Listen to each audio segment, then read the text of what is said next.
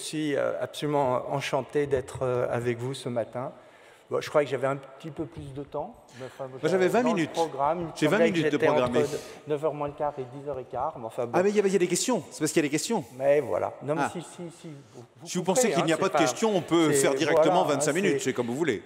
Voilà. Donc, on m'a donné comme sujet démographie et épidémiologie, la révolution grise. Et j'aime bien garder les sujets qu'on me donne. Si jamais il n'est pas trop tard peut-être pour changer, si vous vouliez traiter le jardinage en période de canicule, ou voyez. Mais non, mais voilà. Donc je vais vous parler de la révolution grise, puisque c'est le sujet. Voilà. Ça sent la joie de vivre à plein nez. Vous sentez bien que vous êtes satisfait de ce sujet. Alors, ça commence bien. Mais oui, voilà. Non, mais c'est ça, alors c'est ça. On parle de joie. Est-ce qu'il y a des gens qui souhaiteraient qu'on parle d'autres sujets? Et on me colle la révolution grise. Est-ce que vous souhaitez qu'on parle d'autre chose? Parce qu'après tout, il n'y a pas de raison qu'on ne traite que les sujets qui sont imposés. Alors, en démographie, la révolution grise, c'est un sujet bateau, hein, c'est le vieillissement des populations. Et en France, on a de la chance parce qu'on a des données assez extraordinaires depuis 2 siècles.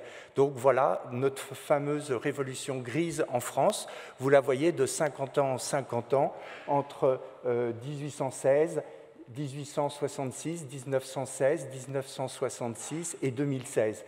Et vous voyez comment, effectivement, dans cette population, la proportion des personnes âgées augmente très régulièrement. Alors, on peut continuer comme ça dans l'histoire, et je sais que c'est l'objectif de cette réunion.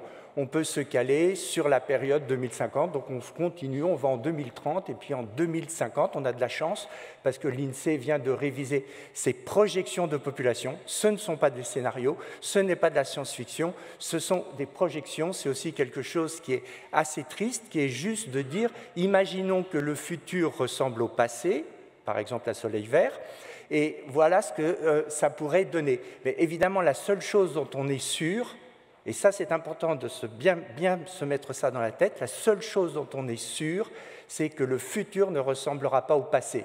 Et c'est pour ça qu'on se permet de le projeter et de réfléchir par rapport à ça. Et donc, après, d'imaginer par rapport à ça, puisqu'on sait que le futur ne sera pas comme le passé, qu'est-ce qui pourra se produire demain qui nous écartera plus ou moins de cette projection? Et si cette projection nous déplaît vraiment, qu'est-ce qu'on peut faire aujourd'hui pour faire en sorte que cette projection n'arrive pas demain? Alors, on peut aussi... Alors, voilà, c'était juste pour grossir les projections de l'INSEE. On peut aussi regarder, finalement, là je vous ai montré l'ensemble de la population, on peut simplement s'intéresser aux plus de 60 ans, voilà. Et on a la même information, la même pyramide des âges, mais cette fois-ci, on réduit notre population aux plus de 60 ans. On peut le faire aux plus de 80 ans. Donc, en gros, les personnes âgées, les personnes très, très âgées. Et si on regarde, effectivement, ça a été dit précédemment, mais sur ces 200 ans passés, donc c'est important, c'est de voir cette espèce de profondeur historique, cette inertie, voir ce qui s'est produit, ce qu'on a été capable d'encaisser comme choc démographique. Et on voit qu'effectivement, sur ces 200 ans, la population française a augmenté, en fait, que de 2 fois. On est 67 millions, on était 33 millions en 1816. Par contre, si on regarde les plus de 60 ans, le volume de la population a augmenté de 6 fois. Et si on regarde les plus de 80 ans, le volume de la population a augmenté de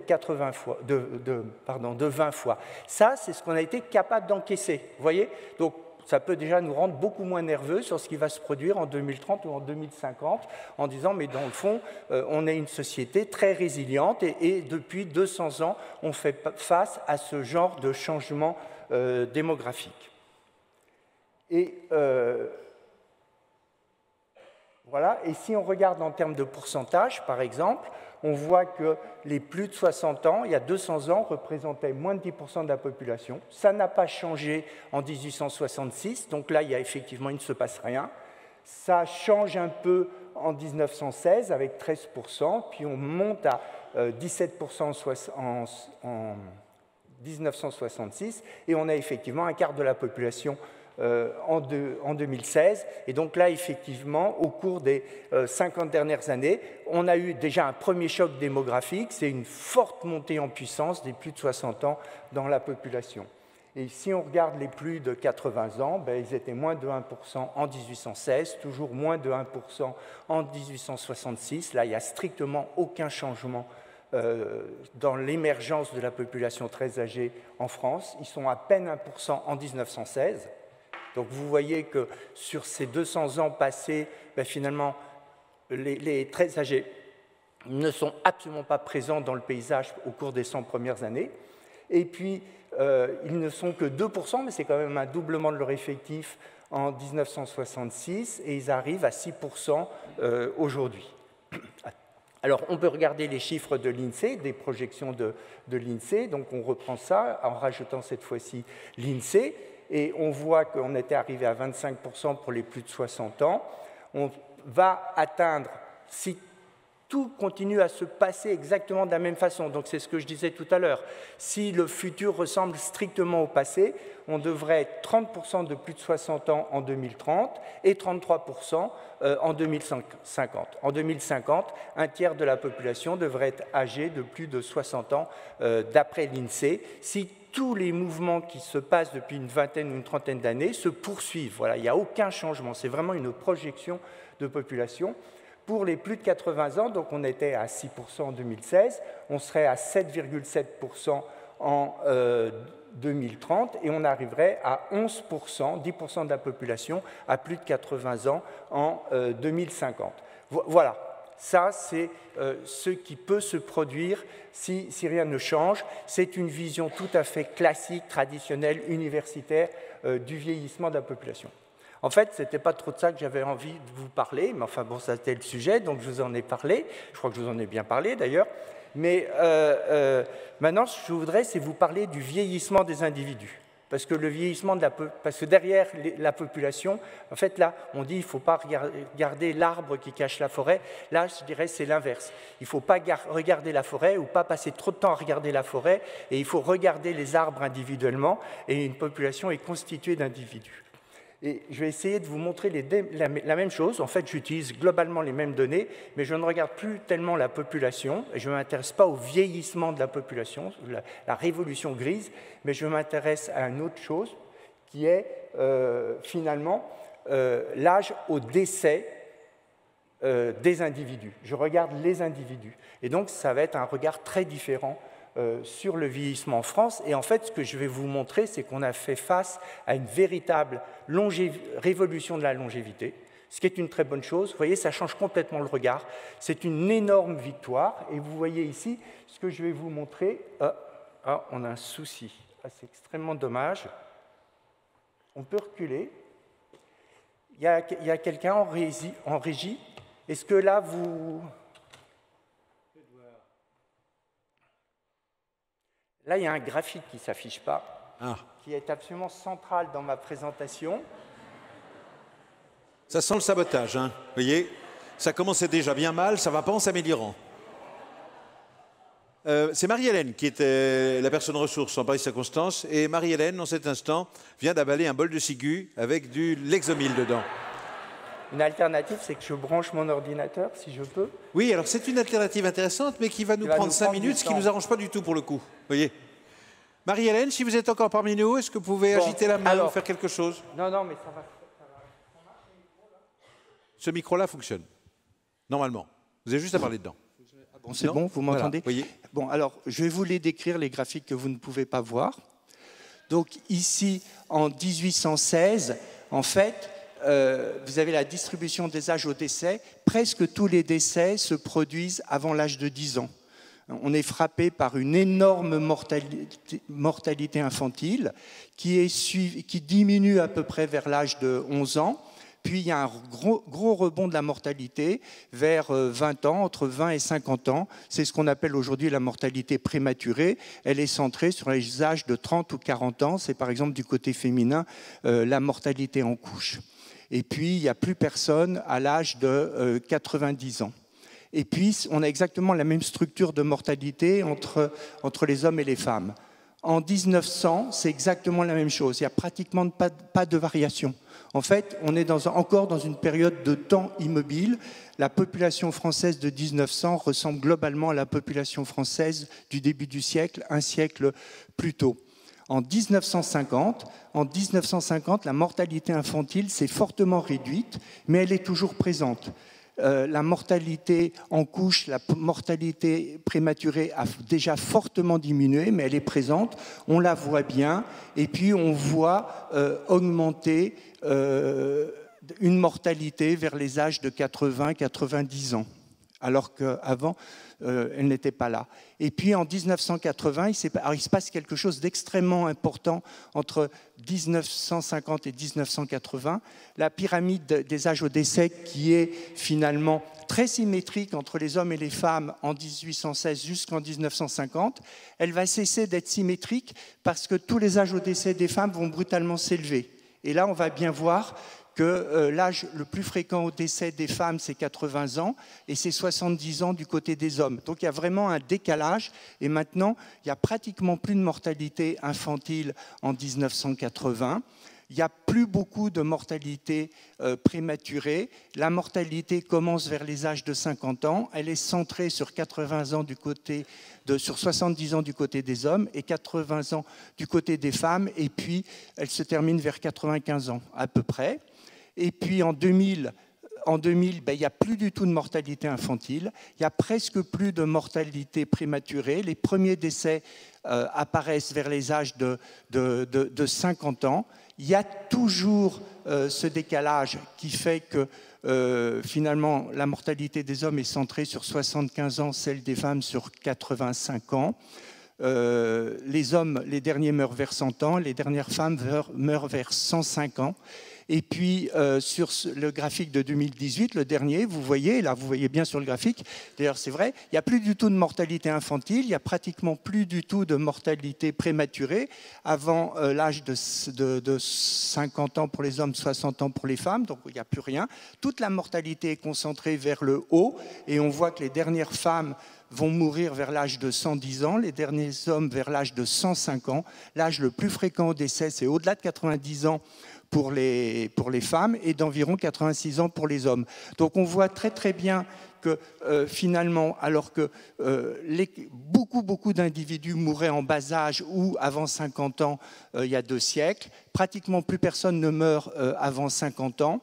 Il y a une très très forte concentration des âges au décès. On est devenus très égaux face à la mort. En fait, la mort, on a tous une garantie de longue vie finalement.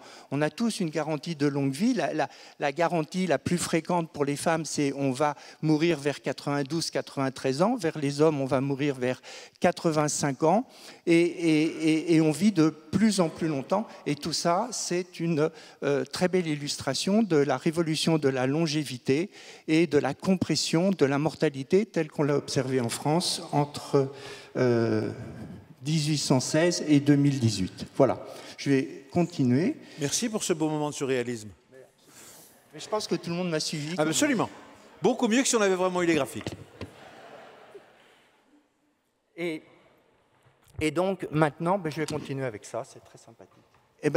Et donc, en fait, on dispose maintenant de bien plus d'indicateurs de la longévité que celui qu'on utilisait traditionnellement. Celui qu'on utilisait traditionnellement, c'est l'espérance de vie. Et l'espérance de vie, il figure ici, c'est le premier, c'est l'indicateur qui est en bleu. Ici, on est chez les femmes de 1816 à 2016 pour avoir 200 ans d'évolution, pour voir ce qui se passe. Et vous voyez, donc c'est un peu ce que je vous ai raconté, vous voyez que l'espérance de vie des femmes est de 40 ans.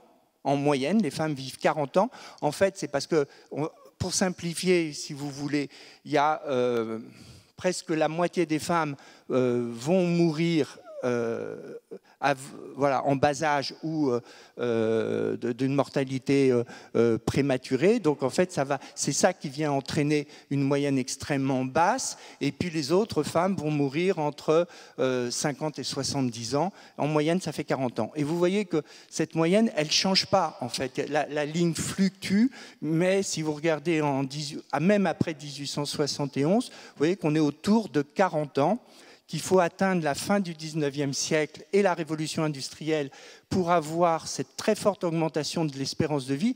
La plus forte augmentation de l'espérance de vie en France, on l'observe après la guerre de 1870 jusqu'à avant la Deuxième Guerre mondiale.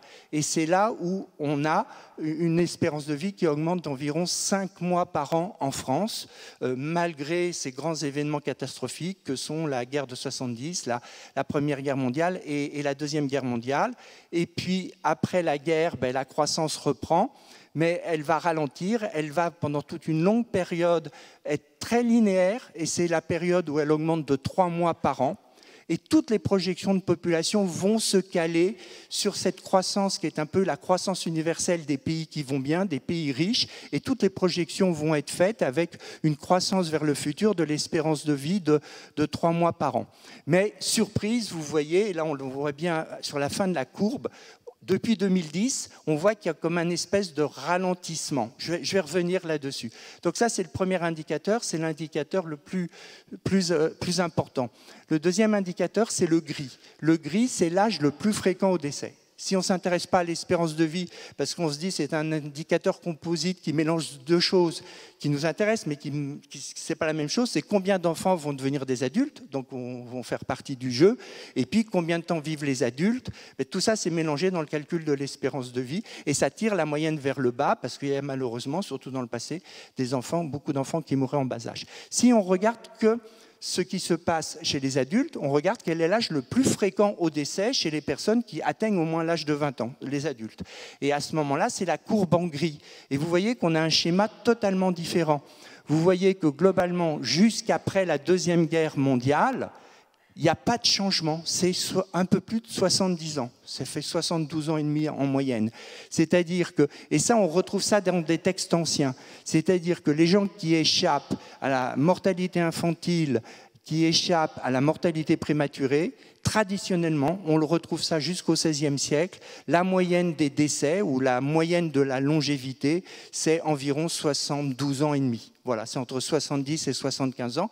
Et on le retrouve dans les statistiques françaises. Et on voit bien que c'est extrêmement stable avec des variations. Et puis, après la Deuxième Guerre mondiale, vous voyez que ça se met à augmenter, ce chiffre augmente, et ce chiffre, il augmente de 2 mois, puis après de 3 mois par an, c'est-à-dire qu'il est exactement parallèle à la croissance de l'espérance de vie dans la période qui nous intéresse le plus, c'est-à-dire après la Deuxième Guerre mondiale, et il montre très clairement, lui, encore plus clairement de l'espérance de vie, une espèce de stagnation depuis une dizaine d'années.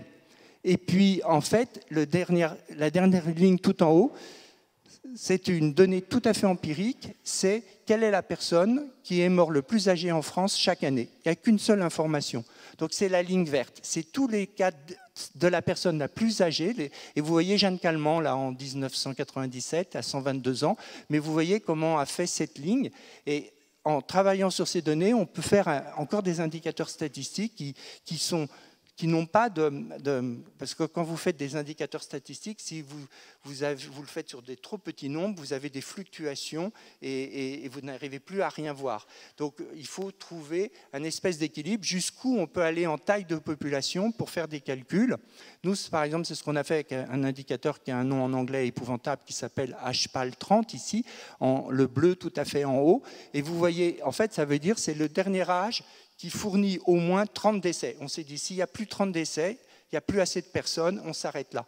Et c'est le dernier âge qui fournit dans l'année au moins 30 décès. Vous voyez qu'en France, il était de 99 ans, avec quasiment pas de fluctuation. De temps en temps, il passait à 100 ans, de temps en temps, il passait à 98 ans.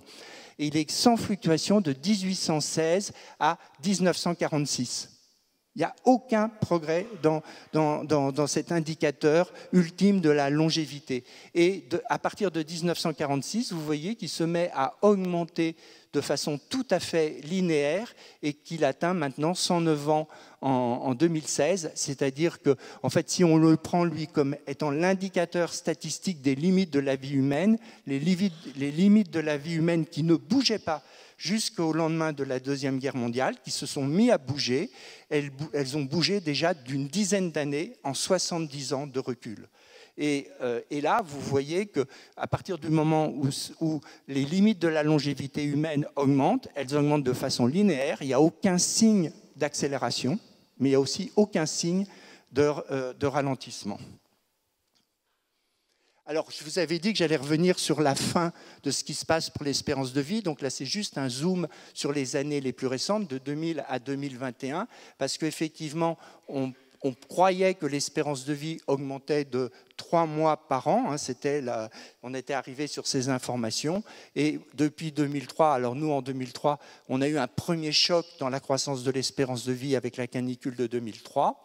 Puis après, il y a eu un rebond, mais on a eu surtout toute une série, et en particulier dans les EHPAD, vous le savez bien, d'une épidémie de grippe qui est le H3N2, qui a tué quand même beaucoup de gens dans les EHPAD, et puis bien sûr le Covid-19 en 2020 et en 2021, ce qui fait qu'en 2021, on a en France la même espérance de vie qu'en 2014, 7 ans plus tôt, alors qu'on est censé d'être sur un modèle où l'espérance de vie augmente de 3 mois par an, donc 3 multiplié par 7, ça fait beaucoup de mois, quoi. Et on devrait avoir une espérance de vie, comme ils l'ont aujourd'hui au Japon, qui est bien au-dessus de 86 ans, de 87 ans, quelque chose comme ça. Et de fait, on a décroché par rapport au Japon. Alors, le message clé numéro 1, c'est que la forte augmentation de l'espérance de vie observée depuis les années 1960 ralentit dans les années 2010 et suivantes. Voilà, c'est très clair. Ce que je vous ai montré pour la France, j'aurais pu vous le montrer pour l'Angleterre, j'aurais pu vous le montrer pour les États-Unis. Il y a beaucoup plus de papiers, il n'y a aucun papier en fait en France sur cette question qui est majeure. C'est-à-dire qu'on n'a pas d'explication et on ne sait pas pourquoi. Nos collègues anglais ou nos collègues américains publient beaucoup plus sur cette question. Nos collègues américains ont une explication, mais ce n'est pas lié à ce qui nous arrive. C'est ce qu'ils appellent la mortalité de la désespérance. C'est-à-dire que c'est plutôt dans des populations jeunes qui prennent beaucoup trop d'antidouleurs.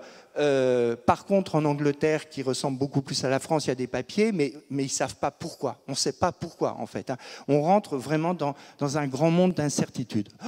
C'est bon. Celui-là, vous tout va bien. Tout va bien. Tout va bien, sauf qu'il vous reste 1 minute et demie. Mais donc, ça va être la course. J'ai 5 messages, mais c'était le plus long, j'ai fait l'essentiel maintenant. 5 messages en 1 minute, vous devriez y arriver. Ça va y arriver. Donc ici, ce que je vous montre, ce sont les probabilités. Je vous donne toujours 200 ans de profondeur pour que vous voyez vraiment l'inertie et les mouvements et vous puissiez penser, parce qu'on va faire de la science-fiction après, ce qui est raisonnable ou déraisonnable. Mais moi, j'adore la science-fiction et dans science-fiction, il y a le mot science et la science est mon business. Et donc ici, vous voyez un enfant qui venait de naître, en 1816, il avait 65% de chances de fêter ses 20 ans. Et ça, vous voyez comment ça a évolué. Et un enfant qui naît en 2016, il a 99,9% de chance, 100% de chance de fêter ses 20 ans. Vous avez compris le jeu et vous voyez comment ça se passe au cours de ces 200 ans. Maintenant, c'est la même chose si vous avez 20 ans, d'atteindre 50 ans. Si vous avez 50 ans, d'atteindre 70 ans. Et vous voyez que, en fait, l'essentiel des augmentations, qui sont colossales, elles se passent à partir de la fin du 19e siècle et globalement avant la Deuxième Guerre mondiale, où c'est quand même là qu'augmentent le plus les probabilités de franchir ces grandes étapes de la vie. Et puis après, on a un fort ralentissement, mais vous voyez, même si vous avez 50 ans, la chance d'arriver à 70 ans, elle est supérieure à 90% aujourd'hui. Globalement, si vous mettez bout à bout toutes ces probabilités, un enfant qui naît aujourd'hui a énormément de chances, quasiment 90% de chances d'atteindre l'âge de 70 ans. Maintenant, c'est celui-là qui nous intéresse. Et si vous regardez celui-là, vous voyez qu'on a un schéma de dynamique d'évolution qui est totalement différent. Je vous tire un trait en 1946. Vous voyez que la probabilité, si vous avez 70 ans, la probabilité de fêter vos 90 ans était de 5% il y a 200 ans, en 1816. Elle est toujours de 5% en 1946. Il n'y a aucun changement. C'est ce que je vous disais tout à l'heure. Dans ce qui concerne le 4e âge, c'est des choses qui se passent qu'après la Deuxième Guerre. Et vous voyez qu'après la Deuxième Guerre, la probabilité d'atteindre les 90 ans s'envole. Alors, plusieurs choses sur cette courbe. On est arrivé à 50%. Ce qui veut dire, et ça va être mon message, qu'on est très très loin de 90% ou de 95%, il y a encore de la place. Voilà, on peut encore continuer. Et puis, Et puis vous voyez que sur la courbe, on est sur la partie qui part comme ça de façon exponentielle. On ne note aucun ralentissement dans ce mouvement. Et donc, voilà mon message. Et puis là, je parle des probabilités de vivre ou de survivre entre 70 et 90 ans. Je ne fais pas de la science-fiction, là. Je ne vous parle pas de vivre 130 ans ou 150 ans. C'est vraiment, on est encore dans des âges jeunes. Hein, nous qui sommes des spécialistes des très âgés, on est dans des âges jeunes. Il y a encore des réserves importantes de gains d'espérance de vie à l'âge de 70 ans et au-delà. On peut encore énormément gagner. On peut gagner au moins 5 ans d'espérance de vie entre les âges de 70 et de 90 ans, puisqu'aujourd'hui, les probabilités de survie ne sont que de 50%. L'espérance de vie en bonne santé, ce message est aussi extrêmement important. Je suis un grand spécialiste de cette question, monsieur.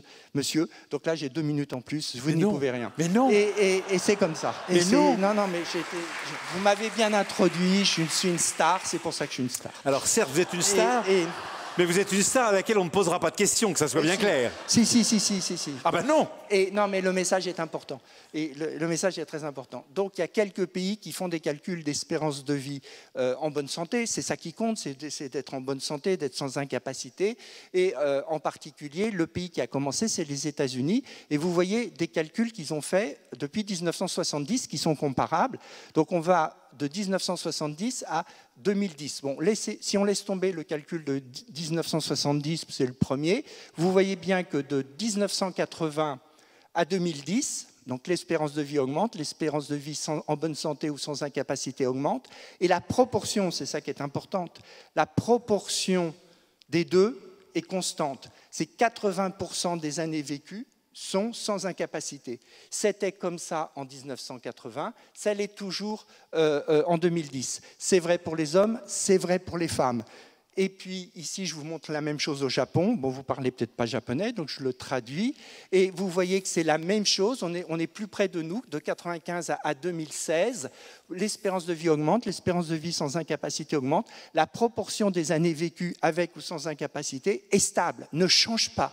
C'est-à-dire que les gens qui vous disent que demain, on aura réduit la proportion, la prévalence des jeunes... Non, on vit tous de plus en plus longtemps, on vit plus longtemps sans incapacité, on vit plus longtemps avec incapacité, on vit plus longtemps au total, mais pour l'instant, dans tout ce qu'on observe, il n'y a pas de changement dans la proportion. La proportion, c'est ça le mot le plus important. Et donc, on a écrit un bouquin là-dessus, et c'est mon message numéro 3, c'est aux États-Unis, comme dans les autres pays où l'espérance de vie sans incapacité est régulièrement calculée, elle augmente proportionnellement à l'espérance de vie. C'est important. C'est-à-dire que si aujourd'hui, les 5 en pourcentage, hein, les 5% des dernières années, 5% sont vécus en incapacité sévère, eh ben, c'était la même chose il y a 30 ans, 40 ans, ça sera sûrement la même chose demain. Après, on peut faire de la science-fiction. Voilà, donc ça, je saute, mais c'est important, j'accélère, je vais juste au message. C'est la fragilité. C'était pour vous parler de la fragilité. Beaucoup prennent la fragilité comme un marqueur de pré-incapacité. Quand on devient, les individus dans leur trajectoire de vie, c'est pas à vous que je dois raconter ça, ils sont jeunes, robustes, etc. Ils se fragilisent, ils deviennent fragiles, on sait la mesurer aujourd'hui. Et puis, ils sont à haut risque de développer des incapacités. Donc, ils vont commencer à développer des incapacités moyennes, puis après sévères, et ils seront dépendants. Donc, cette fragilité, c'est ce que je vous montrais juste avant. Elle augmente très fortement avec l'âge. Il y en a presque tout le monde est robuste à 65 ans, mais ça augmente très fortement avec l'âge. Et chez les nonagénaires et les centenaires, qui sont les populations que moi j'étudie, elles sont très, très fragiles. Et contrairement à la déficience cognitive, ça c'est un point important, contrairement à la déficience cognitive, où on a observé au cours des 20 dernières années une amélioration dans la population âgée, nos personnes âgées sont plus instruites et fonctionnent mieux sur le plan cognitif. On n'a pas encore documenté une amélioration de leur fragilité. Et on ne sait pas. On ne sait pas pour l'instant. Vraiment, le message a passé. Il y a peut-être des gens qui vous disent qu'ils savent faire, que demain, on sera capable. Mais aujourd'hui, on ne sait pas. Il faut travailler sur cette question de la robustesse, de la fragilité. Je parle de la fragilité biologique des personnes âgées. Mais pour l'instant, on vit de plus en plus longtemps. Mais de fait, on s'affaiblit. On est biologiquement de plus en plus fragile. Et puis enfin, mais ça rejoint, c'est fini, c'est ma dernière, ça rejoint je vous avais dit que j'irais jusqu'au bout. Ça rejoint vos débats, la science-fiction. Les projections de l'INSEE reposent sur des hypothèses fortes, comme la forte réduction des écarts d'espérance de vie entre les hommes et les femmes. En fait, vous voyez, la partie qui n'a pas été projetée, c'est la partie en violet pour les femmes et en bleu pour les hommes. L'INSEE observait un rétrécissement de l'écart d'espérance de vie entre les hommes et les femmes. Donc effectivement, ils ont continué à projeter, mais ils ont même accéléré finalement. Et vous voyez que l'écart d'espérance de vie entre les hommes et les femmes, donc cet écart, il n'existait pas avant, il était de l'ordre d'une année de plus de vie pour les femmes. Il s'est mis à augmenter très fortement, effectivement, depuis la fin du 19e siècle. Il y a eu un espèce de tournant en 1876, où on est passé par un maximum où les femmes vivaient 8 ans de plus que les hommes. Il y a une réduction, on est retombé à 6%. À 6 ans d'écart, mais vous voyez que dans la projection de l'INSEE, qui correspond en 2030, on est là, en 2050, on est là. Alors, message clé numéro 5. Non, mais c'est important. C'est important, on va faire J'en doute pas. On va faire de la science-fiction. J'avertis les 2 orateurs qui vont suivre que je rabote leur temps de parole de 15 minutes. Ils sont prévenus. Ça, c'est pas mon business. Les personnes âgées... J'ai bien compris que c'était pas de business. On l'a bien saisi. Les personnes âgées fragiles ou en perte d'autonomie devraient être plus âgées, plus souvent en couple. Ça, c'est très important. Plus souvent avec des aidants familiaux eux-mêmes très âgés. Cela devrait nous amener à considérer demain dans nos plans d'aide non seulement la personne âgée en perte d'autonomie, parce qu'aujourd'hui tout le monde dit qu'il faut mettre la personne âgée au centre de réflexion, au centre de modèle, mais non seulement la personne âgée en perte d'autonomie, mais toute sa cellule familiale au complet. Et je crois que c'est là voilà, je voulais terminer là-dessus et je vous remercie de votre attention et de votre gentillesse.